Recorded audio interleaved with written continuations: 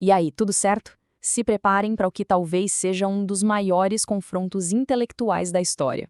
De um lado do ringue, representando o século XVIII, o pensador que acreditava na bondade natural do ser humano, Jean-Jacques Rousseau. E do outro lado, vindo direto do século XIII, o gigante da razão e da virtude, Santo Tomás de Aquino. Essa batalha de ideias deles, olha, ela define muita coisa que a gente discute até hoje. E o gongo soa. A primeira pergunta, a que dá o pontapé inicial nessa treta, é uma daquelas de peso, sabe? No fundo, bem lá no fundo, o ser humano nasce bom? Parece simples, mas a resposta para isso pode virar de cabeça para baixo o jeito que a gente vê o mundo. E logo de cara, a gente já vê os estilos completamente diferentes. Rousseau vai com um direto, sem pensar duas vezes. Sim, a gente nasce bom, ponto final. A sociedade é que vem e estraga tudo. Enquanto isso, Tomás de Aquino se esquiva, levanta a guarda e manda um opa, peraí, não é bem assim não. Beleza, então vamos mergulhar nisso. Primeiro round, afinal de contas, de onde vem o problema? Pra gente sacar qual é a de cada um, a gente precisa entender onde, na opinião deles, essa confusão toda começou. O primeiro ataque é do Rousseau. A ideia dele é a seguinte: lá na origem, o ser humano vivia de boas, num estado natural, sabe, livre, puro. O problema mesmo, o que azeda o caldo, é quando a civilização aparece, com suas regras, com a competição, a inveja, aí a coisa desanda. E ele aponta o dedo para o momento exato em que tudo começou a dar errado, o dia em que alguém inventou a propriedade privada. Pensa bem, no instante em que a primeira pessoa cercou um pedaço de chão e gritou, "Isso é meu", ali nascia a desigualdade, e com ela, o começo de quase todas as brigas que a gente vê por aí. Mas aí vem o contra-ataque de Tomás de Aquino. Para ele, não adianta botar a culpa só no que está do lado de fora. A bagunça também começa dentro da gente. As nossas paixões, os nossos impulsos. Se não tiver a razão para botar ordem na casa, a gente se perde sozinho, com ou sem sociedade. E vamos para o segundo round. Agora o debate pega fogo, porque o tema é a sociedade.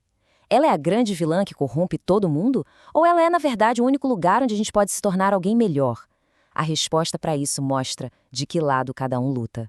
E olha que doideira, os dois estão olhando para a mesmíssima coisa, a sociedade, e enxergando universos opostos. Pro Rousseau, a sociedade é tipo uma gaiola, que prende e tira a liberdade natural que a gente tinha. Já pro Tomás, ela é como um terreno fértil, o único lugar onde o nosso potencial pode de fato crescer e se desenvolver. Aqui a gente tem o roteiro da tragédia segundo Rousseau, em 3 atos bem simples. Ato 1. O ser humano era bom e livre. Ato 2. Alguém inventa a propriedade e a confusão começa. Ato 3. A sociedade se organiza em cima disso e o resultado é o que a gente vê: desigualdade e corrupção. É basicamente a história de como a gente perdeu a inocência. Então, a gente chega no coração da disputa. A estratégia do Rousseau é: se a gente consertar as estruturas da sociedade, se a gente mudar as regras do jogo, o ser humano volta a ser bom. Já a tática do Tomás é outra. Não adianta nada mudar o jogo se os jogadores não souberem jogar direito. No fim das contas, é isso. Um quer consertar o sistema, o outro quer fortalecer o indivíduo. Ok, pausa no combate. Vamos dar uma espiada nos bastidores. Fica a pergunta: será que esses pensadores viviam de acordo com o que eles pregavam? A vida pessoal deles batia com as ideias que eles defendiam com tanta garra?